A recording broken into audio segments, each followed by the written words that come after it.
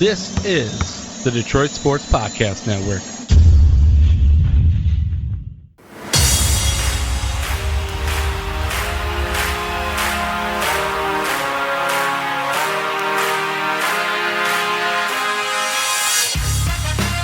So if you're a fan of nostalgia, today was a great day for you.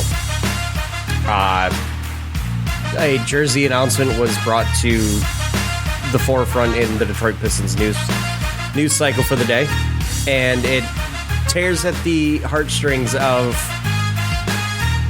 millennial fans. Is that fair to say? Yeah, depending where in the millennial age you were born, but yeah. Like for our age, like this is...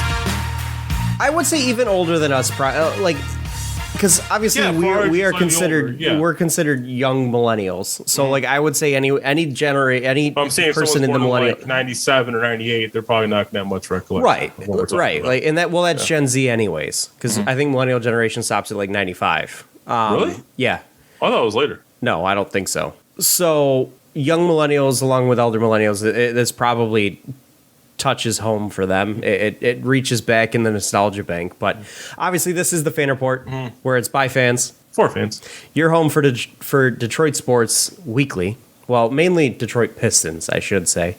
Lately, yeah. We do tend to focus more on the Pistons regardless, just because we know that our network, the Detroit Sports Podcast, has multiple Lion shows and not as many Piston shows, so we like to focus on the Pistons a little bit to make sure that all of you guys Pistons fandom gets the coverage that they deserve. So, but follow us on Twitter at Real Fan Report, and obviously give our wonderful network a follow at Detroit Podcast.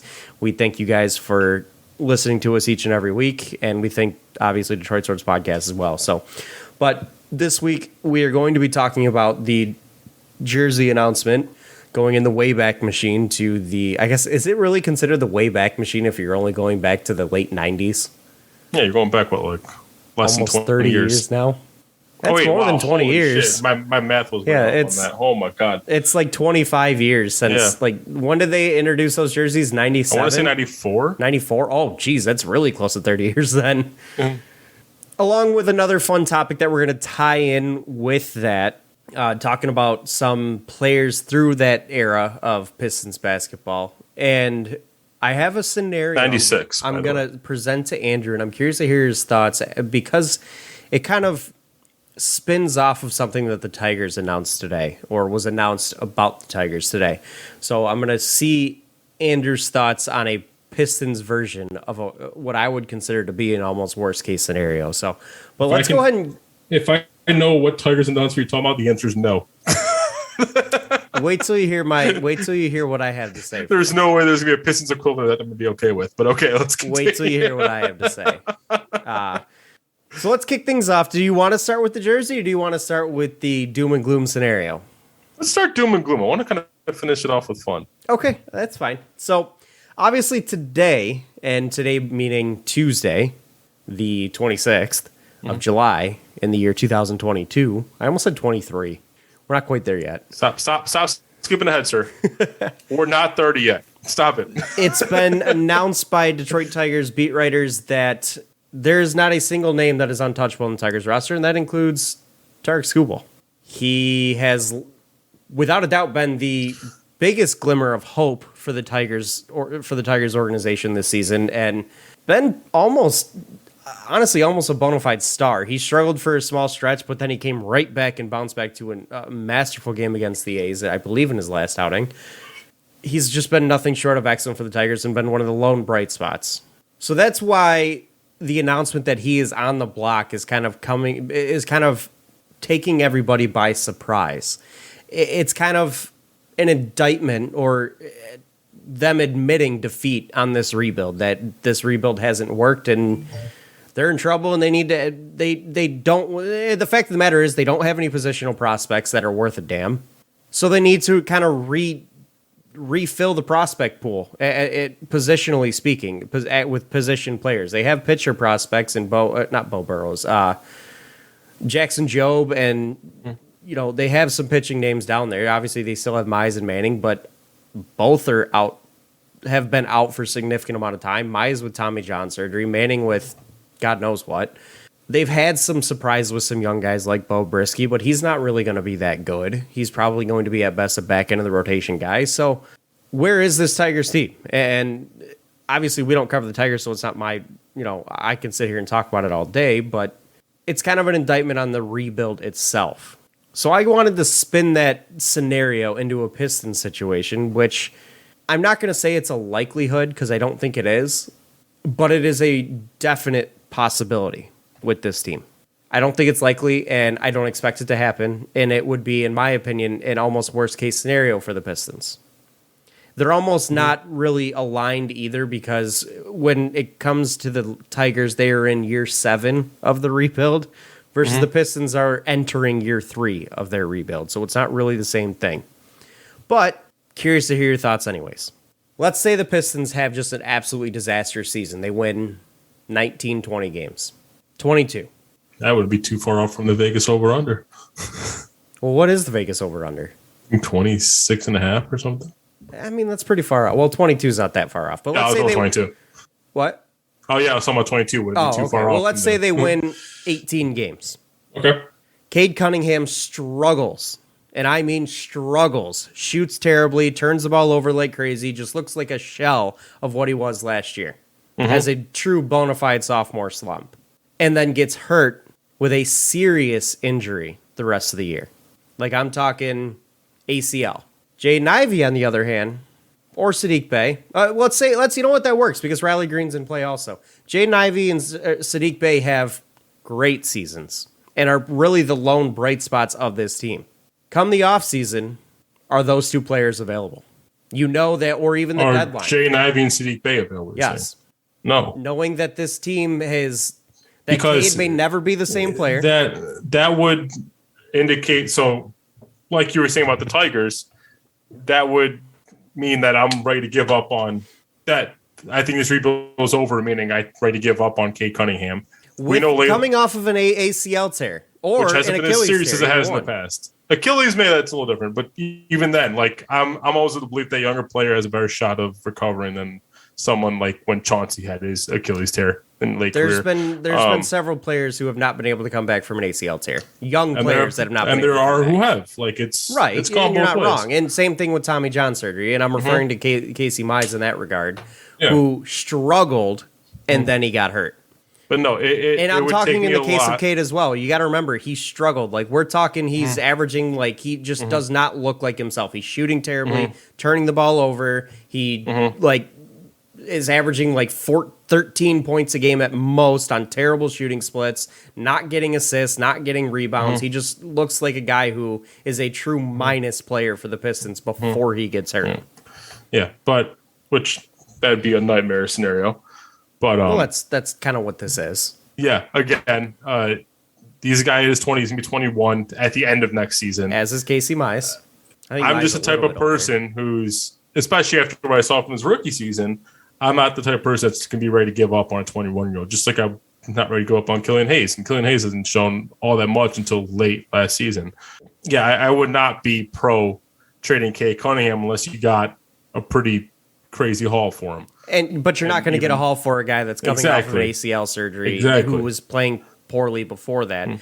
And my thought process behind this is you can look at it one of two ways. You can look at it as if you do end up making Sadiq Bey and Jaden Ivey available for trades, that would be you could look at it as an overreactive state, or you can look at it as a proactive situation. And the reason I say that is because there is, in my opinion, and I'm pretty sure it's a vast majority of opinions out there, this rebuild does not work if Cade Cunningham is not 100% successful. Oh, yeah, you're building, the guy you're building around has to be a guy worth building around. And there goes my point. If there is any worry that Cade Cunningham is not going to be every bit of what you drafted him to be because of the ACL tear, and because of the fact that he was slumping so bad, maybe the league figured him out. Is this rebuild something that needs to just be, or to have their direction changed and maybe start over? And it's not through any faults of Troy Weaver. Yeah. It's just the fact that 21-year-old with a sophomore slump at 20 CLs not enough for me to just completely give up on this thing, especially after what I saw from Cade Cunningham his rookie season. Okay, but say he doesn't come back to form, and 2 years from now he's still struggling after that ACL, and now he's worthless. And Jaden Ivey is not worth as much as he could have been, and same with Saddiq Bey. That's a risk you're taking. And it is. And that's the absolute risk that is being argued with the Tigers. Is it worth doing that?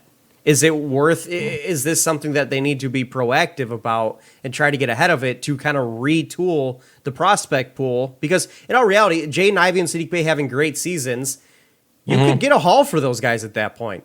Yeah. If they have great seasons, you could get a massive haul and effectively restart your rebuild. Right now get a pretty decent haul for Saddiq Bey. But if they already say they come out and they take big steps I know, forward. I'm just saying, like, already you can get it. See, like, imagine if he took another step forward. So you could have essentially restart your rebuild and almost kind of be in year 2 of that rebuild from right then and there. Like, you could just start the rebuild over and be ready to go moving forward. Like, there are reasons that it would make sense to do this. Are you pro putting Skubal on the market? I'm not. I don't like trading the lone bright spot of your team, especially when they're young and they're studs. I'm not in the belief that that's the good way to do things. And I knock on wood entirely that Cade doesn't get hurt. That would be just devastating. But and Skubal is what, 25? I don't even think he's that old. I'll tell you in a second, but it's like it's not, and like, which mind you, 25 for a lifespan, so it's not like you don't have time to. 25 is about the same age as like 21 in baseball as like 21 is in basketball. Yeah, exactly. Like that's roughly the same. Especially when you're talking pitchers. Yes. I mean, he was born in, okay, I just lost it. He's 25. He's going to be turning 26 in November.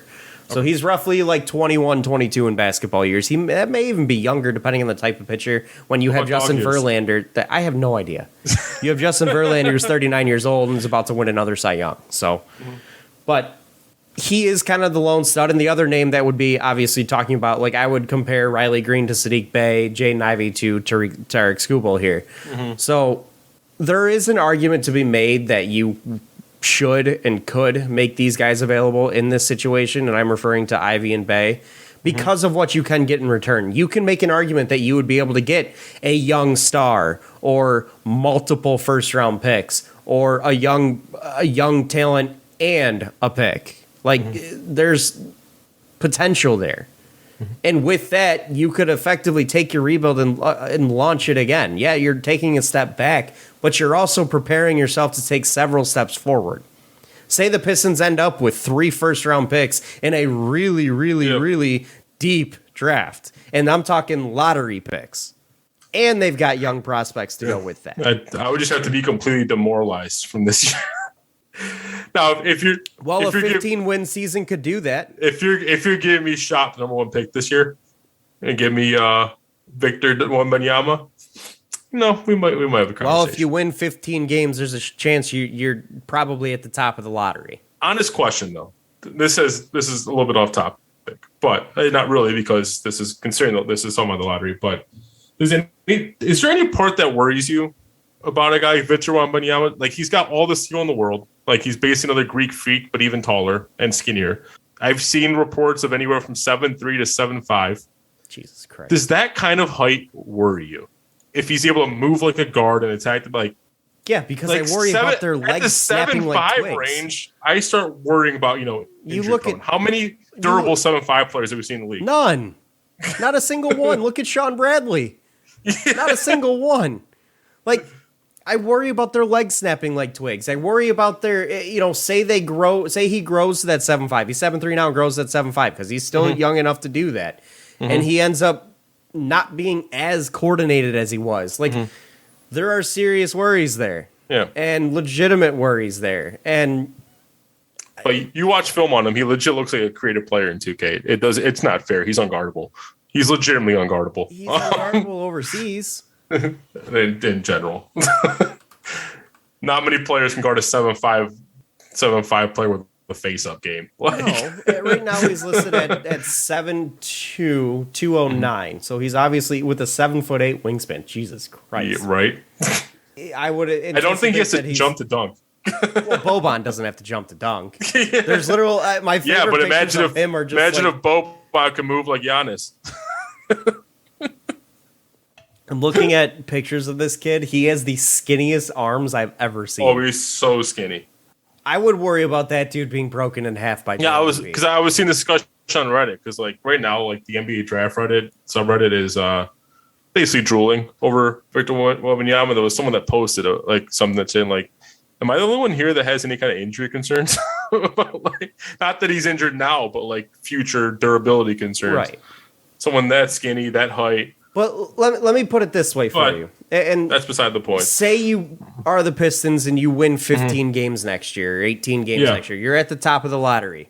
You could end up with a Victor Wembanyama. You could end up with a Scoot Henderson. You could end up with a Nick Smith. But then you go and look at trading Jaden Ivey, Sadiq Bey. You end up with 3 first-round picks, maybe 2 of them in the lottery, or even all 3 of them in the lottery. You end up with 2 top 10 picks and a pick in the early teens. Like you essentially redo your rebuild there entirely. And you probably also added some young talent in there from those trades as it is. Like you could technically have gotten deeper by doing this. And you do you're not have Cade. You're not wrong. And it obviously also depend on, because I'm not as well versed in the not top 5 of this draft. Basically, that's basically all I know right now. But yeah, in general, in theory, yeah, that could work. But it would be very reliant on me getting a number 1 pick for me to be comfortable with it. Let me ask you this: Pistons win 15 games next year. Cade suffers an ACL tear and looked terrible before that. What's your confidence level that this rebuild's going to work? How big of a hit does it take? Well, considering my confidence level right now is like a 70%. Oh, my confidence level is like an 85, almost 90%. I know. I have serious faith in this team. I love this team, but considering I haven't seen anything, like I'm still at like fair. a 70%. That's fair. If Cade has an abysmal season and ends it with an injury, I'm probably down like a 45, maybe 40. So then let me ask you this. How much confidence would you have in a rebuild of Victor Wembanyama, Tariq Whitehead, Arthur Kaluma? Let's throw P.J. Washington in there, Isaiah Stewart, Jalen Duren. And how confident are you in that? And now we're talking no Jane Ivey, we're talking no Sadiq. No Sadiq, and then you still have Cade. How confident are you in that? I mean, it would depend on how confident I'd still be in Cade. I think I'd still be decently confident in Cade. I'd bump it right back up to a 75. So then why wouldn't you do it? There's a 30% difference in your confidence level there. Because, again, that's contingent on me getting Wembanyama. Okay, say you get Scoot Henderson instead. Even with Scoot Henderson, like, your confidence level's still got to be sky high. Or Nick Smith. Like, your confidence still has to be sky high. I mean, I haven't seen enough of Scoot Henderson, but, like, I see so much Killian. All right, fine.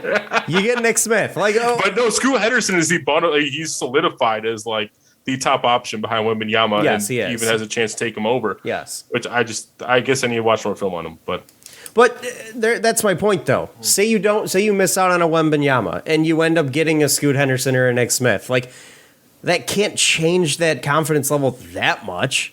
Because you also add in so much other devil's advocate right now, or because you add in so much other talent there that it's like we may have just gotten even deeper. A lot has to swing right, I think. A lot would have to swing right for the Pistons to still be successful if Cade gets hurt. And I mean seriously hurt. You could argue even more.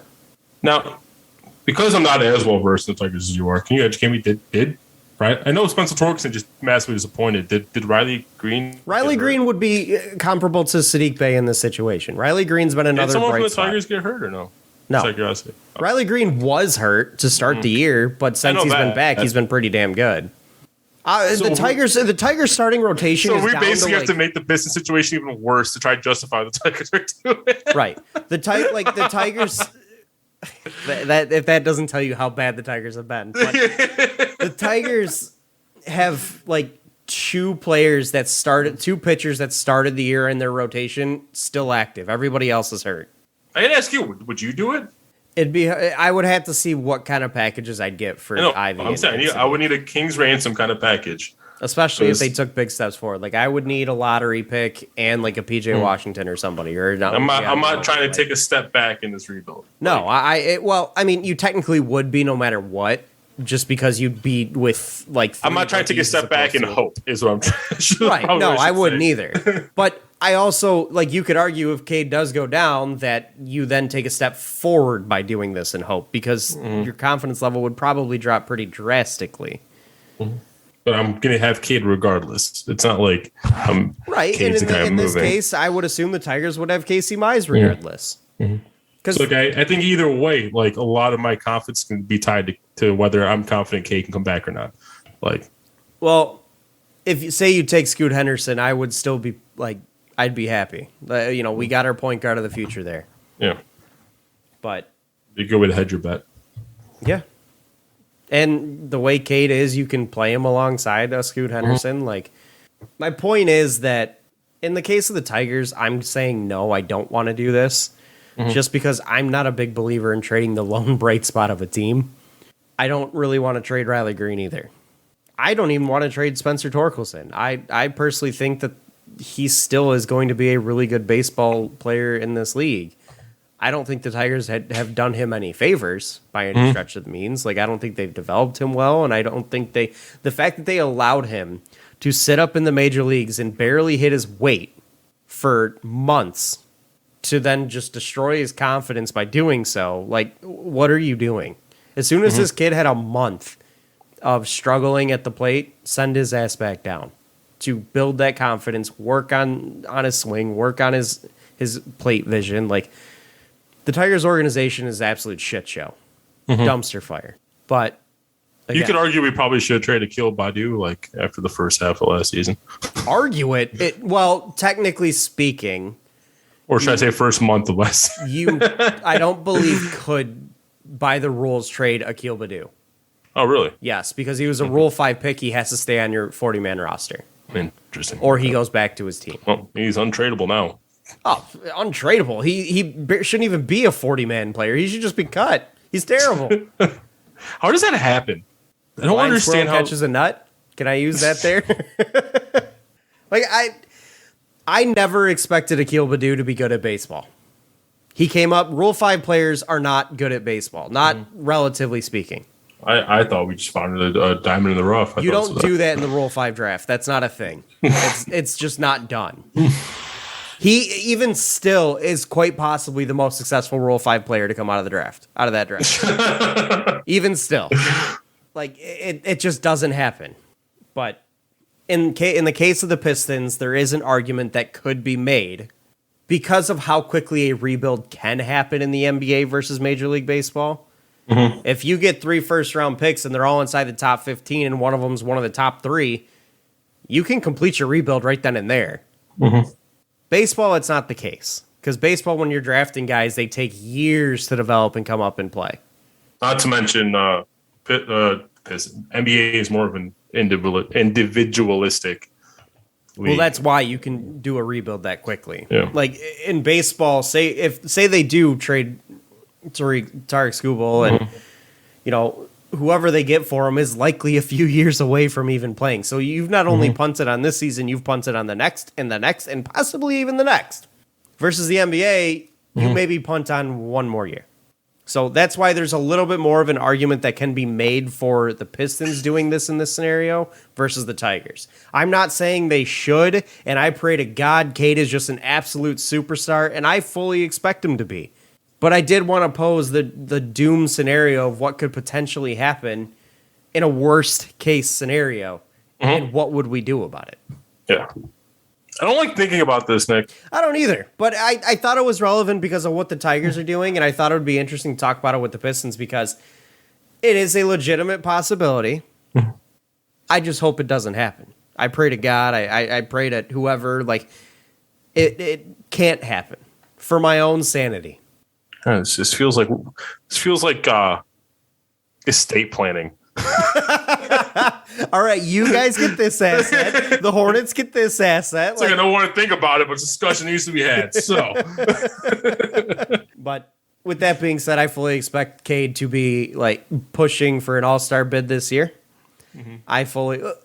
Is that a legitimate possibility? What, Cade? I'm right now. I'm going to tell you, I'm putting Cade this year at like 22, 7, and 5, which puts you in the All-Star conversation. Titillating. 22 points, 7 assists, 5 boards. You might be a little bit higher on the scoring than I am. I'm right around 20-ish for scoring. 7 and 5 ain't that far off, though. Mm-hmm. And it's 7 assists, 5 boards. Which if he does that, semi-efficient manner, that's borderline All-Star. That's All-Star conversation. Yeah, that's pushing for it. Mm-hmm. Oh, God, that gives me good feels. I'd love to see Cade do that. That would just be awesome. And honestly, that is kind of what my expectations are, is 20 points, 7 assists, 5 boards. You've got guys alongside you that can shoot the ball and score now, so make it happen. Yeah, and part of the reason I say that, too, is like it's not just the natural progression of a player. I'm also thinking about the kind of defensive pressure that Ivy's going to take off him. Right. You add in the fact that he was getting doubled so much last year. Every other possession. Well, now they're not going to be able to do that. Ivy should be able to punish that. Right. And I mean, even Bagley, if you play Bagley in any kind of extended minutes around Cade or with Cade, he's going to pull some of the guys, some of the bigger guys away from Cade when he gets into the paint. Like that's an ever known presence of, hey, there's a guy down here that can score.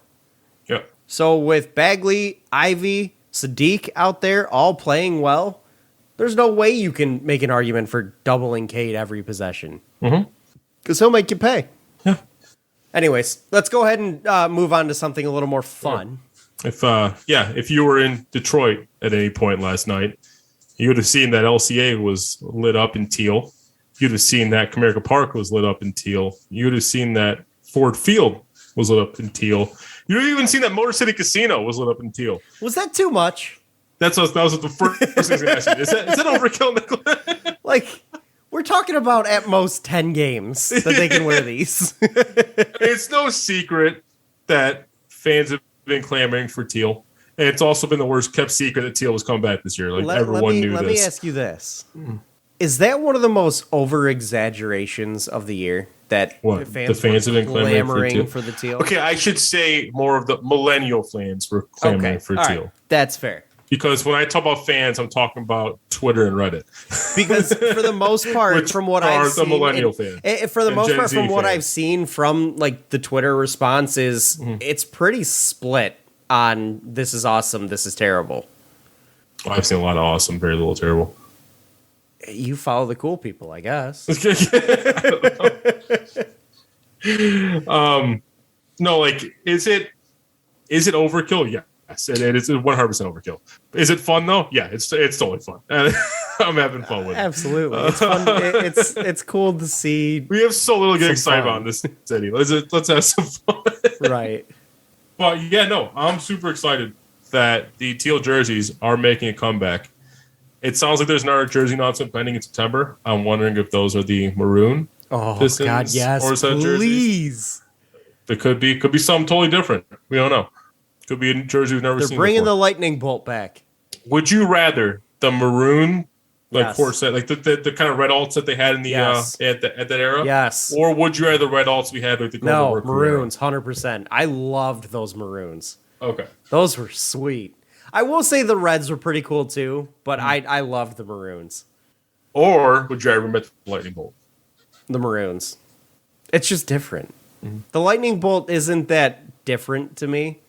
We kind of already paid homage to it, right?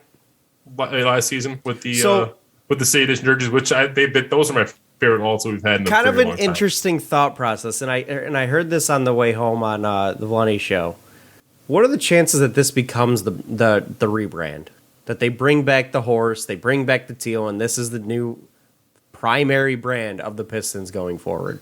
I can definitely see the teal colorway being part of the rebrand. I am not sure I see how much of a rebrand would it be if you bring back the old logo completely? Fair. Maybe it's a tweaked I can definitely version see of the teal horse. colorway. A tweaked version of the horse. Yeah, I can see that. I can also definitely see. The reason I say that, colorway be part of the rebrand. The reason I say that, and this is kind of what was pointed out on the radio, was you look at some of the other teams around the league when they debuted something for a 10-game stretch. Like they use these 10 games, not a stretch, but like they use these 10-game spots to showcase and kind of get a feel from the fans and how they like a jersey or a brand look. I believe it was the Suns did it with the whole Valley thing. You had the Miami Heat do it with the Miami Vice thing, and that kind of became the primary brand of theirs. Like, is there a legitimate possibility that this could be the Pistons kind of teasing or getting a feel for a total rebrand? And do you think the Pistons need a rebrand?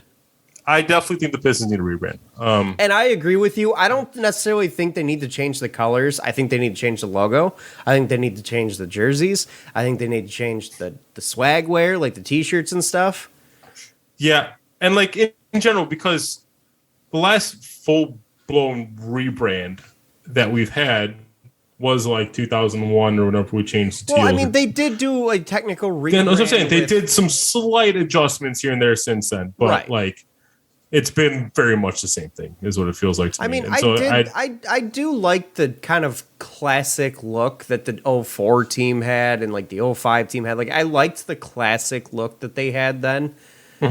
I wouldn't mind the Pistons kind of going back to something like that, but I do think the team needs a rebrand for sure. I mean, it's outside of your legacy teams like your Lakers and your Knicks. I mean, do you count the Pistons as one? I don't know, but changing the background of Teal. We've had our logo for I think far too long. Oh, I agree. But anyway, you buy a Teal jersey? I haven't bought a jersey of a player in I bought Cade last year. A long time. I bought Cade last year. The first jersey I ever owned was a Teal Grant Hill jersey. That was the first Pistons jersey I ever owned. And I want to buy a Teal jersey this year. I'm wary about, like, the first one that pops in my head is doing Jane Ivey. But then, like, what if Ivy turns out to be terrible? Like, do I want to spend, do I regret having spent, like, $135 on a jersey? No, I don't like the idea of buying a jersey for a guy that hasn't shown anything. I did it for Cade, though. I did do it for Cade. Yeah, that's dangerous. It's not often you get a one pick. But no, it's not. So there has been some of the pushback. I mean, obviously there's a pushback about I just don't like the Teal.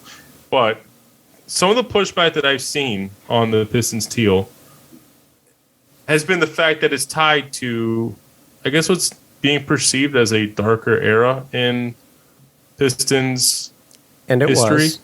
It was. Yes, I do feel, though, that era in Pistons history does get, because it did have some very low points. But there was some good. Oh, yeah? There was some good there, too. But just the fact that it was sandwiched between the bad boys and the Golden Road Crew does not help it at all. But, like, let's not deny, the year that we had, like, Jerry Stackhouse and Grant Hill in the spot, that was fun. That was some fun time. But how successful was the team? We had the playoffs, at least. Didn't we get 50 wins with that squad? I'm pretty sure we had a 50-win season. What year was that? Probably 98, 99. I don't think we had Stackhouse that year. We didn't trade Stackhouse early 2000s. We traded him for Rip Hamilton. Right, but I didn't think we had him yet. The 99-2000 team did not have Stackhouse. They had Grant Hill, no Stackhouse. Oh, yes, they did have Stackhouse. Just kidding. They were 42-40. Mm-hmm. Yeah, we were 54-28, 96-97. We were 46-36, 95-96. Like, and what did it equate to? I would bet you, and I would have to. We never made it far. I would have to pull up the actual records to add it all up, but I would bet you the team was below 500 during that era. Oh, I could tell you right now. When did we get rid of the Teal? 2000 was the last year we bore them. I want to say it was later than that. 2001 was the last year. They wore it from 96 to 2001. So the 96-97 season to the 2000-2001 season? Yes. Okay. See if I can do this real quick. Does it tell me? It doesn't sum it up for me. No? Okay. Well, either way, I would bet you they are. It was definitely over 500 though, because 3 of the 5 seasons were over 500, and one of them was well over 500. Okay, fair enough. Still not known as a great era of Pistons basketball. It's known as kind of a dark age. It's the era after the Bad Boys, before the Going to Work crew. It's known as a dark age, dark era. The point I'm making here, though, is now you look at the last almost 15 years of Pistons basketball. We have had a rebrand in that time, though. Uniforms have changed. It's been very, very similar. Yes. Like you would really have to be nitpicking to find the differences between the uniforms. Yes. Other than like in the 04 era, we had the horse head logo over the ball at one point on the pants. But that was 05. I'm saying like the 04, 05 with that squad. But in general, with the current, let's say the current color wave, it's had a lot of bad times in it. Yeah, you're not wrong. But that doesn't mean you have to go from one dark era to another dark era. Oh, what do you want to bring back, the Bad Boys? Why not try something completely new? I'm down with it too. I'm down with that too. Like we don't necessarily. But I'm also down with the teal. I mean, obviously, being a fan of the Pistons who grew up in the teal era, I love that they're going back to it. I love that we're gonna see it again. It makes me it makes me kind of want to buy a jersey, and I haven't bought a jersey in a long time for any team. Mm-hmm. But like, I also can see the argument for a complete and total rebuild that doesn't have to do with anything we did in the past. Like, why not just do something different? It's a totally new era of Detroit, a totally new of the city entirely. First off, I don't know if you had been downtown 5-10 years ago and hadn't been back until like this year, it's a totally different city. It is. It's a new era of Detroit, a new era of the team. A brand new jersey entirely. Don't get me wrong. I'm all for that. Like a total rebuild, and if you wanted to change the colors, fine. The NBA was all about the teals and the purples and the maroons in the late 90s. Oh yeah, multiple teams had teal. Right. We don't necessarily have to do that again. Is my point. Like, we don't have to do that. In all honesty, the Pistons are an organization that have constantly lived in the past in a lot of ways. So for them to just go and do this, it is very on brand for them. And I'm not saying that's necessarily a bad thing, but maybe we do something new. This is a new era of Pistons basketball. It doesn't need to be equated with anything of the past. We have 3 young, talented players that could potentially be stars in this league. That has nothing to do with the old eras. They weren't even born during half of part of these old eras. Like, when was Cade Cunningham born? Was it 99 or 2000? No, it was like 2001. Yep, that was 2001. He wasn't even born when the Pistons wore teal. So why do we have to equate it to that? Mm-hmm. Like, just do something new. The Miami Heat, when they did the rebrand of the Vice stuff, or when they brought in the Miami Vice stuff and went after that, that was a totally new thing. Obviously, they still have the Heat brand that's classic, but the Phoenix Suns, when they did the Valley thing, that was totally new. Mm-hmm. Why can't we do something totally new? Fun fact, both those teams are successful right here, right now. They're not living in their heydays. Yeah. And mind you, the Suns don't really have a heyday, but they're still not living in their what was sort of their heyday with Charles Barkley. Like, they're doing something new. So, while yes, I am excited about the teal, I am excited about going back to and doing some nostalgia, I don't necessarily want it to become a full rebrand, though. Mm-hmm. Like, I love showcase, like, I'm a sucker for classics and throwback uniforms as it is. Like, I love seeing the throwbacks out there for any team outside of maybe like. No, I still kind of enjoy the Lions throwbacks, even though they're kind of boring. But I feel like I'm on an island that I don't like the Thanksgiving uniforms. I don't like them. I just straight up don't like them. I kind of like them to an extent. Like, I like the all silver helmets. I think those are sweet. I don't even like those. Oh, I do. I think those are sweet. Mm. Speaking of helmets, do you think the Lions are going to release a second helmet this year? Heard a rumor we might release some all whites this year. I think that'd be sweet. To wear with the all white. I'll say that. Let me ask you this also. Mm-hmm. Do you like the Honolulu blue? I don't have anything against it, but I think we're overdue for a change, to be honest with you. I think the Honolulu blue is ugly as shit. Well, I have nothing against Honolulu itself. It's such a like it's a change. terrible color for a winter town. You're not wrong there. You're not wrong there. Like it is not a color that should be used in Michigan. Wrong. It's not like it's the same. It's the same shade of blue as Ford. Like it's not. No, like it is a terrible color for the state of Michigan. It doesn't belong here. Oh, you're not wrong there. But anyways, we're not talking about that. But yeah, I like the teal. I love that it's back. I love that they're bringing it back for 10 games this year. I don't want them to use that as their primary brand going forward. I want something new. We need a rebrand, but I want something new. That's where my stance is with the teal. What's yours? No, like I said, I love the fact that Teal's come back. I was super excited when they announced it. I mean, I fully anticipated it. It was a worst kept secret in the city. I mean, they even wore teal polos the last 2 seasons in Summer League. Yeah, but I also agree with you that our current standard home and away jerseys have gotten kind of played out. Like if you look at the jerseys we wore in 2001, I think the Pistons' current jersey is terrible. If you look at the jerseys we wore in 2001, yes, there is some subtle changes here and there, but it's mostly the same jersey, and it's way too long to be rocking with that. So I think it's time, especially considering the fact that this is a team trying to build a new identity right now. The bad boys had their own uniform. The going to work crew had their own uniform. They each had their individual identities. I think it's time to build a uniform to go with this team's identity. And I honestly don't think, I don't think that's not a possibility. I have a feeling that something like that could be in the works, but that's not me reporting it. I obviously have no idea. Right. But yeah, no, I definitely think this team needs its own uniform. You know, one thing that I wish all sports teams would do. Okay, no, let me spin this because I guess I'm kind of on the fence about it because I like it to an extent, but I also don't like it. I think what, our current jerseys? No, well, I hate our current jerseys. I think they're boring, but they're super boring. Do you think home teams should always wear white or always wear their colored uniforms? You know, I remember a time where it used to be the home team always wore white, the away team always wore colored uniforms, and I've been pro doing that for a while. But the more I go to, like, obviously over the last, 10 or so years, I've been going to games a little more.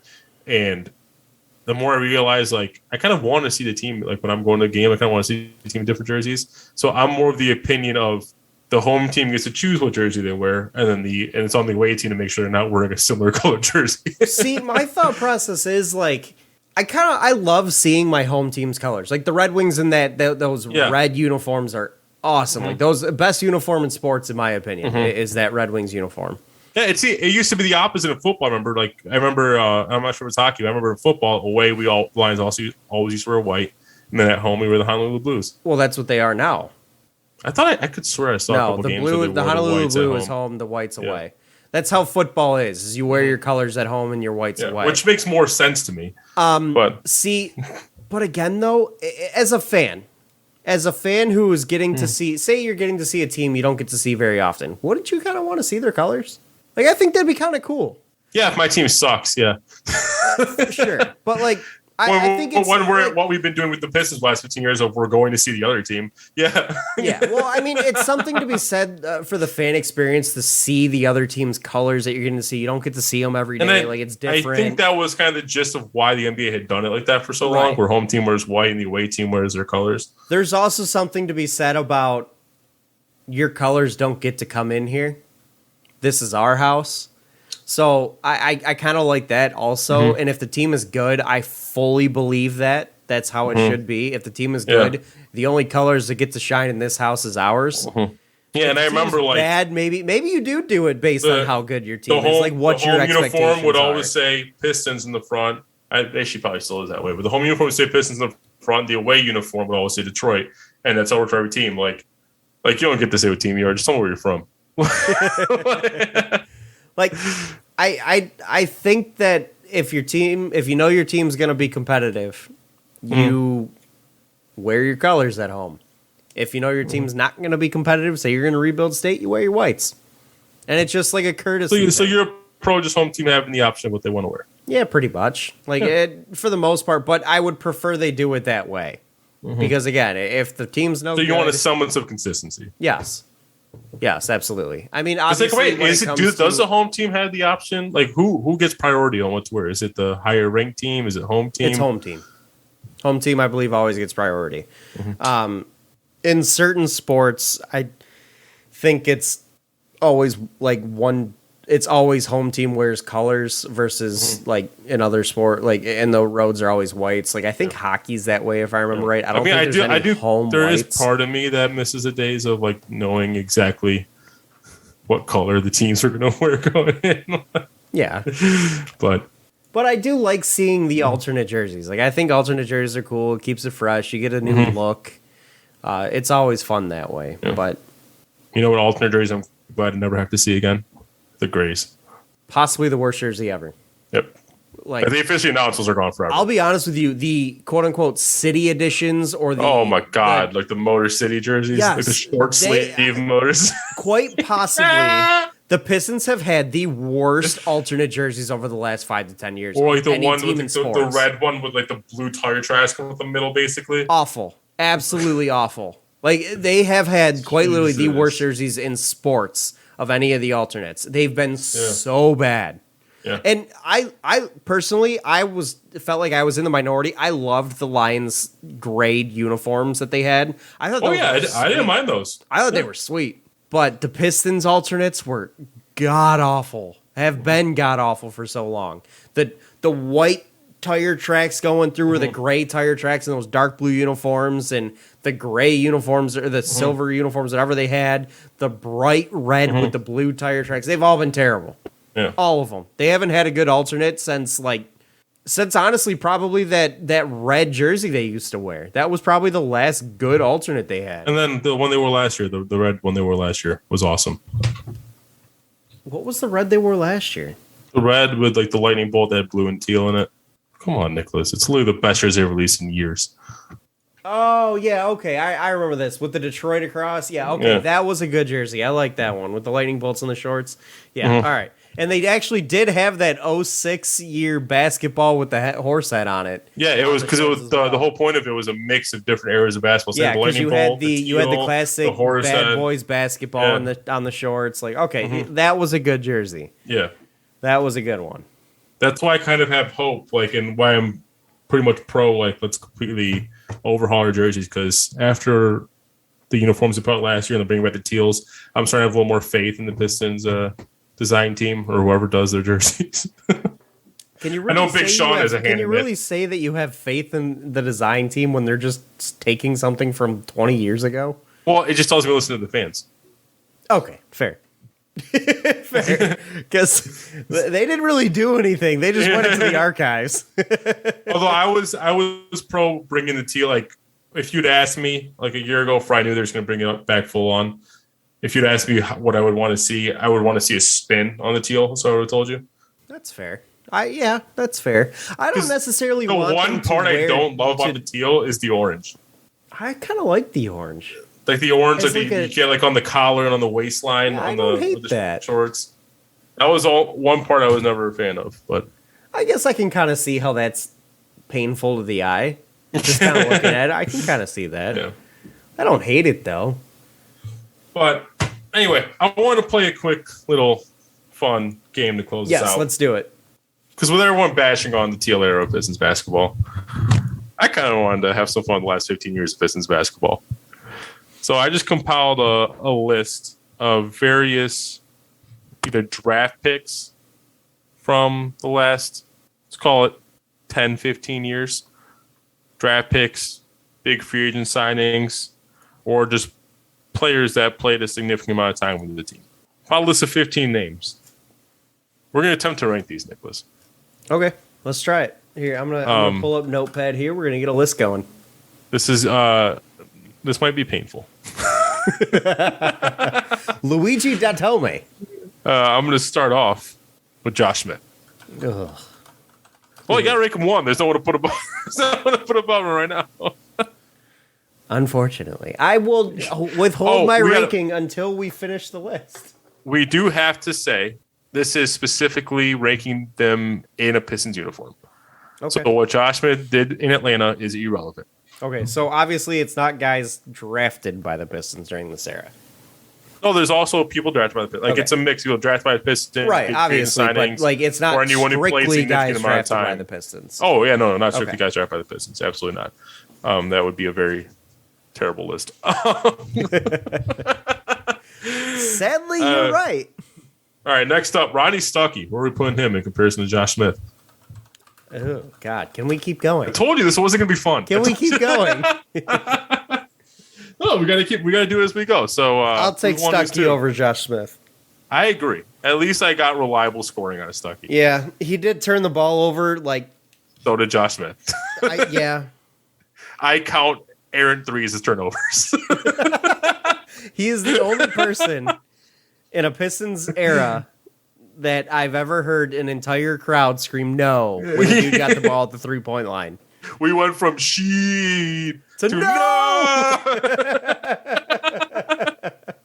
Austin Day. Ew. He's clearly number 3, unfortunately. Yeah.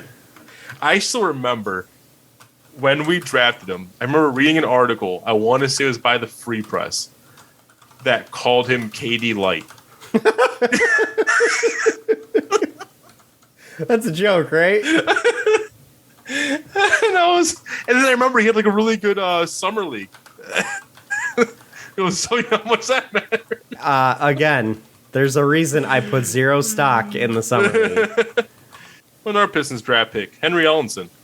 Can we put him at 15 already?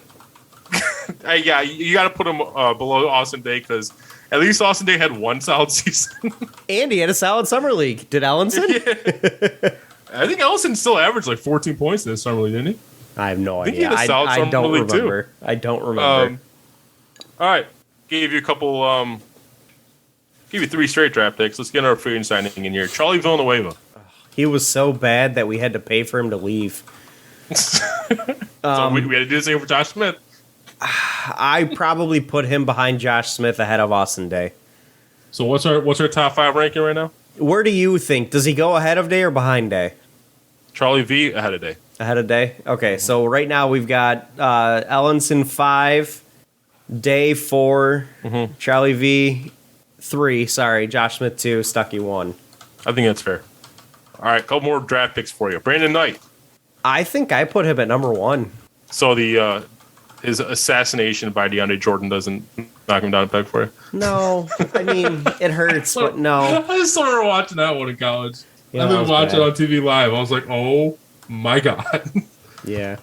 Me and our buddy Alex were watching it together. Oh, it was, Where do you put him? It was bad. I don't think I disagree with you on putting him number 1. Yeah, Because I really do feel that he could have performed better with a better team around him. I do too. Like I definitely think it was through no fault of it, not entirely his own fault that the team was that bad. He wasn't a good player by any means, but it wasn't all his fault. All right, Stanley who's next? Johnson. I still loathe this draft pick to this day. I think I put him behind Josh Smith. Have but I ahead of named Charlie the Pistons V. draft pick that we like? No, I think I put him behind Josh Smith ahead of Charlie V. I don't know, actually. He was terrible all Am I throughout. off? I mean, at least he brought it defensively. He really didn't, though. The metrics proved he didn't. Like, he gave up baseline every time he had a man on baseline. Yeah, he had that one weakness that he gave up baseline. Oh, yeah. my God. He might have been the worst baseline defender I think I've ever seen. He was terrible. And it just so happened that, oh, gee, he's a wing, so he's covering baseline like every other possession. I'm debating if I want to put him ahead of Charlie V or below. That's gonna be. That's he's kind gonna of be where either I'm at. just ahead or That's just kinda where below. I'm at. That's pretty much the same spot. I think I put him Like Charlie V gave us all offense, no defense. Stanley gave us all defense, no offense. And that defense was severely flawed. Jesus, I couldn't get that And out. so was Charlie V's offense. Yes. Let's say Stanley Johnson a bit above because I don't think he quite hurt the team as much as Charlie V did because Charlie V put them in a cap issue for a long time. Okay, I feel that. Here's another guy from the cap issue, Ben Gordon. God, This is a guy that should, for all intents and purposes, be number 1 on this list. But He absolutely tanked with the Pistons. I think I put him behind Stuckey ahead of Josh Smith. I am right there with you. I feel like he still had like decent-ish numbers with the Pistons. He never even hit 14 points per game. Oh my gosh. I thought he at least averaged 15. With the Pistons? Yeah, with the Pistons. No, he did not. He had 13.8, then 11.2. Yeah, no, he's behind Stuckey for sure. Yeah, he's behind Stuckey. Is he ahead of Josh Smith, though? I don't know if I can say he is. I don't know if I can either. I can't believe I'm saying that. Because at least Josh Smith gave you some scoring. Like, in a Pistons uniform, Josh Smith gave you... He was only here for 2 years. Or a year and a half. We bought him out pretty quickly. In a Pistons uniform, he gave you 16.4 points per game in the one full season he played. And then he gave you 13.1 in the 28 games before he was bought out. Mm-hmm. So I think I put him behind Josh Smith. Yeah, I'm not going to disagree. He's ahead of Charlie V, though. Like, he's definitely the better of the signings, right? Yeah. I would say so. Well, let's take a look at I think he's the one we paid more money to, too. Also, I think you're right. Charlie V in a Pistons uniform never even averaged 12 points, so that answers that question. So, all right. So, we've got... What a disappointment. And I remember being excited about those signings. Is he ahead of Stanley Johnson, though? No. Yes. Yes? No. Fuck, he's on par. I'm going to put him ahead slightly, because at least he provided some offensive value. Mm-hmm. And we also didn't necessarily waste a lottery pick on him. And we didn't have to give him like an amnesty clause to get rid of him. We didn't even use the amnesty clause. That's the dumb thing. Yeah, we that is instead true. took on we gave up a first round pick instead of using the amnesty. I still never understand this. Mm-hmm. We literally traded away a first round pick to get his contract off the books when we had an amnesty clause to use. That is true. All right. It makes zero sense. Okay.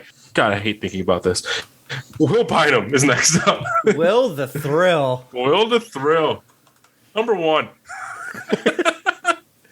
What the hell did Will Bynum ever do? In terms of what I personally think about them, number one. Why? Can I just ask why? He was so fun to watch. That was all. His best season was a 10-point season. And his story is wild. How he was like trapped in Israeli prison and stuff. Like. Yeah, that's true. But for all intents and purposes, he was terrible. Is it bad that I would still put him above Ben Gordon though? I wouldn't. He was just here longer. The reason I say that is because he never averaged over 10 points. He literally averaged 10.0 points, and that was his best year. Yeah, but he did something that Ben Gordon never did, which is he would come in the game and set the pace. Did he, though? Yeah, he really set the pace in that 2011 season, averaging 5.7 points per game. Well, yeah, he was coming off the bench. How about the year he started 5 games, averaging 7.9 points per game? Still coming off the bench. Or the year he started 20 games. Still how bad of a season was 2009 to 2010 that he started 20 games? It was bad. He also never played more than 65 games in a season. He was always hurt, too. 2011, he played 36. 2009-2010 season, he played 63. I don't know. At least Ben Gordon could score a little. Can you give me our top 5 currently? Right now, we've got Brandon Knight, Rodney Stuckey, Josh Smith, Ben Gordon, Stanley Johnson, Charlie Villanueva, Asa Day, and Henry Ellenson. I'll put him behind Josh Smith ahead of Ben Gordon. That's really sad. He was so bad. I think I'll have to agree with you. He was so bad. Just as long as he's ahead of Charlie V. Well, the only guys behind Charlie V right now were just like, oh my God, you're terrible. You suck at basketball. Like, why did we even draft you? And fun fact, they are both draft picks. All right, we'll do a ranking update after this last player, because this player marked 10. Greg Monroe. Number 1. I don't think it's even a question. I think I agree with you. I don't even think it's a question. The guy averaged like 20 and 10 in his good years with the Pistons. He was like the one lone bright spot from a bad team. And yes, you can argue that those numbers were inflated because the team was so bad, but Let's see. His years with Detroit. All right, he never averaged 20, but he averaged a consistent 15 or 16. 15.4 to go with almost 10 rebounds, 16 to go with almost 10 rebounds, 15 to go with almost 10 rebounds, 15.9 to go with over 10 boards. Like, he was a good Pistons player.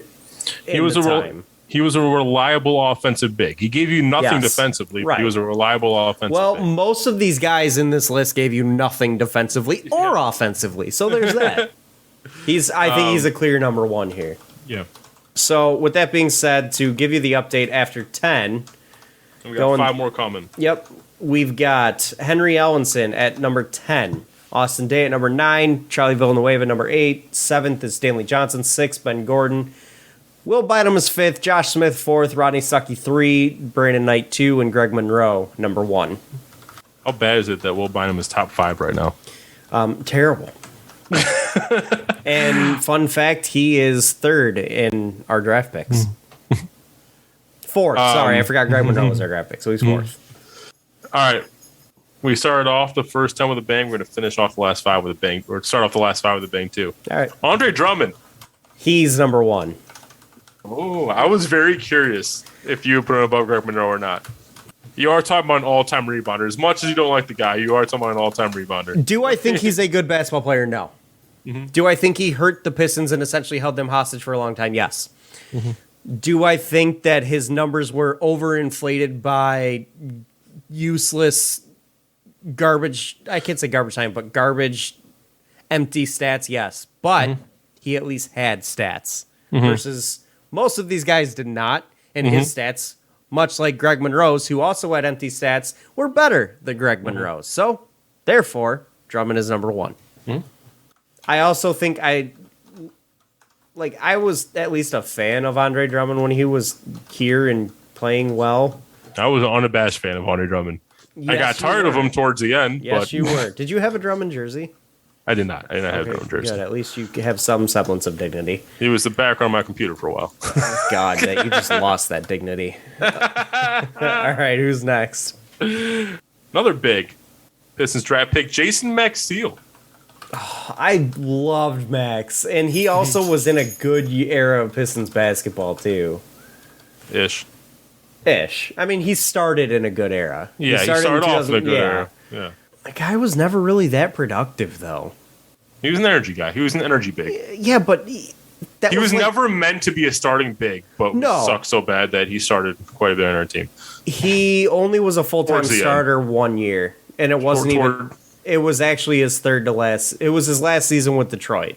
That was the only time he was really a full-time starter. The season before that, he also started most of the games. Most of his games, yes. He started 42 games out of the 65 he played. Before that, he only started 14, 29 before that, then 4, 7, 8. So he was a spot starter until late 2011, 2012 season. And 2012, 2013, he was full-time starter. But as a full-time starter, he averaged a big fat 6.9 points per game and 5.7 boards. As a full-time starter. He was not a productive player. Energy guy, but it was energy that led to nothing. That's coming from somebody who loved watching Jason Maxiell. I think he's at a minimum above Will Bynum into the top. A minimum above Will Bynum. I'm going to say... Who's above Will Bynum? Josh Smith. I'm going to say he's better than Josh Smith. Yes, but he's lower down than Stuckey. I'll agree with that. He's above Smith, behind Stuckey. They played together, too. Quite a bit, actually, if I remember right. All right, who is next? Other Pistons draft pick. Kentavious Caldwell-Pope. Oh, God. A guy I had a lot of hope for that just never did a damn thing. I still remember that when we picked him, I was really hoping for Trey Burke that year. Yeah, and, neither player was any good. That draft was terrible. I still remember that, doing research on that draft, and then this is pretty early on in the draft process, and there was a mock that I saw that went through the second round, and it had the Pistons taking a guy by the name of Giannis Antetokounmpo in the second round, and I go, what? And I look him up, and I'm watching grainy, it looked like YMCA gym footage of this dude, and I'm like, this guy looks amazing. Well, fun fact, he is amazing and was amazing. So, all right, when it comes to KCP, the question is not whether he's better than Jason Maxiell, because I think that's pretty clear. I think you put KCP in the top 5 here. Question is he better than Rodney Stuckey? And that's kind of where I stop. I say no. That's tough. Stuckey was a better scorer, and KCP's defense is not enough to make up for that. I'm going to agree with you there. Stuckey was the better, more consistent scorer. KCP had some decent years. I mean, he averaged somewhere between 12.5 to 14.5 points over his seasons with the Pistons. But obviously outside of his first year where he really wasn't involved. But for the most part, like, Stuckey, I think, was just a better player than him. I'm going to put Stuckey at 4, KCP at 5. Mm-hmm. Do we have to revisit the Stuckey versus Brandon Knight argument? It's still Brandon Knight all day. I mean, oh yeah, never mind. Looking at it, no question. Well, no, in a Pistons uniform. If you want to talk about points per game, sure, Stuckey, but like the guy was a major ball stopper, inefficient from outside. Stuckey also averaged more assists. Brandon Knight's best season. Stuckey did play with a better team, didn't he? Stuckey still had Rip on his team in them. When did we get rid of Rip? 2010. Then there's a lot of productive Later? years. His best assist season was probably without Rip. I'm trying to find out when we got rid of Rip here. I can't remember the exact year, but I want to say it was 2010. Let me give you a comparison. 2011. Brandon 2011 Knight, you got to remember, Brandon Knight played 2 seasons with Detroit until way later in his career. He played 9 games for Detroit in 2019-2020. Yep, I remember the Brandon Knight Redux. I remember that. He played 2 seasons in Detroit where his best season was 13.3 points and 4.0 assists on less than 41% shooting. Rodney Stuckey's best season in Detroit, 16.6 and 3.8 on 40.5 on less than 41% shooting. But he also had a year of 15.5 and 5.2, 14.8 and 3.8, 13.4, 4.9. Like, he had some decent years. I'm going to put Stuckey. So I'm saying I'm acknowledging on the stat sheet. It's Stuckey. I'm just saying as a player, I just thought Brandon Knight was the better player. He just didn't have the full on stats to show in a for Pistons uniform, though. Yeah, in a Pistons uniform. But I'm going to disagree with you. I'm going to put Stuckey ahead of him because you also look at the turnover numbers. Knight was around 2.6, 2.7. Stuckey was actually lower, 1.4 and 2.2. That surprises me. His season high, like his. I remember Stuckey being a turnover machine. That surprises me. I do too. His career high, like in a single season of assists, was 2.2. He did it 3 times. So there's not a single season where Stuckey where both players were a full-time player for the Pistons, where Knight averaged fewer turnovers than Rodney Stuckey. So are we slowly working our way into the hot take argument of if Stuckey could have found a way to be less of a ball stopper, he could have been a very effective NBA player? No. I do think Stuckey's game may work better in today's game, though, versus back then. Anyways, let's go ahead and move on to the next. I'm moving Stuckey to 3, Brandon Knight to 4 here. Here's the third point guard in this debate, Reggie Jackson. Oh, now this is an interesting one. I think it's pretty clearly he's the best of the point guards we've had. I agree. That is not the right Reggie Jackson. That guy was born in 1946 and is a baseball player. Oh, that Reggie Jackson. You know what, though? That should be the first Reggie Jackson that comes up. I agree. I 100% agree. He's a Hall of Famer. Yeah. All right, so Reggie Jackson's best season with Detroit was where he averaged 18.8 and 6.2. I don't think it's a debate that he's the best of the 3-point guards here. Is he better than Greg Monroe? That's the question. Wow, they're about as on par as you can be. Yes. Although very different players, but about as on par as you can be. And both had serious issues with selfishness, going out of control, costing his team in crucial moments, defensively being subpar. Naturally, Reggie Jackson's got more turnovers just because of the position he plays. Yes, there's no question about that. Shooting issues. Is he better than Greg Monroe? You know what? I'm going to go yes because I can at least remember Reggie Jackson game winners. I can't for Monroe. All right, that's fair. And you can also argue that like he was a part of one of the lone bright spots of the Pistons the last 10 years. Yeah. And a big part of that bright spot. Build the fucking wall, that one? Yep. All right, so last one before we close out here. Who is our number 15? Luke Kennard. Now, if we were talking what their career has become, he probably would be number 1. But We're not. I mean, is he that much better than he was with the Pistons right now? Oh, God, yes. You kidding me? He's a crucial part of that Clippers team. He was a crucial part of our team, too. He was consistently putting up 20-point games with the Clippers and carrying them to the playoffs, along with Reggie Jackson and I believe it was Marcus Morris last year while Kawhi and Paul George were both hurt. Like, he helped get that Clippers team to the playoffs. He's only started a combined 30 games in 2 seasons for the Clippers. Look at the minutes numbers, though. And look at the minutes. 19.6 and then 27. Look at the minutes numbers when Paul George and Kawhi were out, and look at the stats. All right, that's a lot of research. I'm going to have to find games where they were out. And then I can get it for you real quick. But where do you put Luke Kennard? Can you remind me what our top 5 is? Our top can 5 you share your screen? Right now? Yeah, I can do that. Here. That'd probably be easier. I am not allowed to share. You have disabled it. How in the world? Okay. All right. So when Kawhi Leonard is out, he averaged 10 with the Clippers. He's averaged, now this is 182 games without Kawhi. Oh, wait, this is probably including Pistons years, too. Shit. All right, try again. There we go, 18 games without Kawhi Leonard. Try again, sir. So this is what I'm looking at. These are the 18 games that he has played without Kawhi Leonard, and in a Clippers uniform. Can I do this? And Ooh, StatMuse. StatMuse is a great site because I can do things like this. Yeah. There you go. 15.6, 4.4, and 2.0 without Kawhi and PG in 8 games. And his last season with the Pistons, he had 15.8 points per game, 4.1 assists, 3.5 boards. Over a larger sample size. Yeah, larger sample size, fair. But my point is, like, he was an extremely crucial part of that Clippers team and the big reason why they went to the playoffs. Yeah, I was saying, was he that much? Okay, so Drummond, Jackson, Monroe, Stuckey, Knight is our top 5 currently. I think I put him ahead of Knight behind Stuckey. I was going to put him right between Monroe and Stuckey. That's where I was going to do it. But I could see the argument putting him behind Stuckey, too. I think Stuckey was just a better scorer. And yeah, all around, yeah.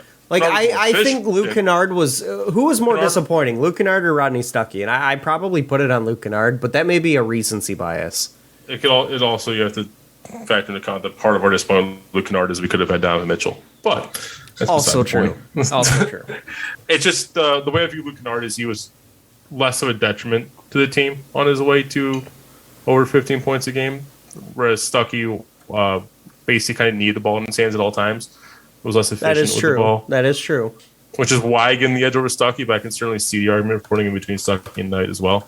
All right. No, I'll concede there. If you concede on Stuckey over Knight, I'll concede on Kennard over Stuckey. Fair enough. Teamwork. Yeah. All right, so to close things out, here's our list here. Ellenson, 15. These so great last 15 years of Pistons basketball. Yes, Ellenson. Henry Ellenson, number 15. Austin Dave, 14. Charlie Villanueva, 13. God, we spent a lot of money on that guy to suck. Stanley Johnson, number 12. Ben Gordon, number 11. Andrew Bynum, number 10. Josh Smith, number 9. At least he's not in the top 5. Jason Maxiell, number 8. Contavious Caldwell-Pope, number 7. 9. Brandon Knight, number 6. Rodney Stuckey, number 5. Luke Kennard, number 4. Greg Monroe, number 3. Reggie Jackson, number 2. And Andre Drummond as the number 1. And that is disappointing. Because that guy, fights for minutes on a bad Brooklyn Nets team. The fact that our giant free agent signings to signal the new wave after the going work crew of Ben Gordon and Charlie V couldn't even break the top 10 of this sorry list. Yeah. Well, it also goes to show, first off, the top end of this list, the top 5 of this list is terrible. Mm-hmm. They are bad basketball players. And yet, most of them, most of this list is obviously Pistons draft picks. Look how bad the Pistons drafting has been over the last 15 years. Yeah. Imagine right now, trotting out a lineup of Stuckey at point, Kennard at the 2. Or sorry, Jack's at the point, Stuckey at the 2, Kennard at the 3, Drummond at the 4, Monroe at the 5. That's our top 5 right now. Defensively speaking, you'd be the worst team in the league. Teams would have about 100 fast break points against you. Spacing speaking, you'd be one of the worst teams in the league. Nobody can shoot. Except for Kennard. Sure. All right, you play a 4 in, 1 out. And then you have Josh Smith, Jason Maxiell, KCP, Charlie Villanueva and Austin Day coming off the bench, and Will Bynum. Does that team? Oh, I thought you were gonna go this actual 6 through 10, but yeah, we can start nitpicking after that. Does that team win 10 games? No, absolutely. If I want Wembanyama, that's what I'm trying out right now. I'll tell you that. In all reality, though, this is your 15-man roster. Does that team win 10 games, or do they go down as the worst team in the history of basketball? They 100% go down as the worst team in the history of basketball. That's so bad. I thought this was going to be a fun segment of the show. Just kind of I had fun with it. I had fun. That was like it's like reminiscing on an abusive relationship. Yes, it is. It is. Remember how she used to beat me? Remember how fucked up that was? So, anything else to add before we close out here? No, that's alrighty. That is going to call it for this week, guys. We thank you for listening and thank you for joining us. Follow us on Twitter at Real Fan Report. Follow Detroit Sports Podcast at Detroit Podcast. This has been the Fan Reporters by fans. For fans. We will catch you guys next week as always. Have a good one. Peace out. Peace.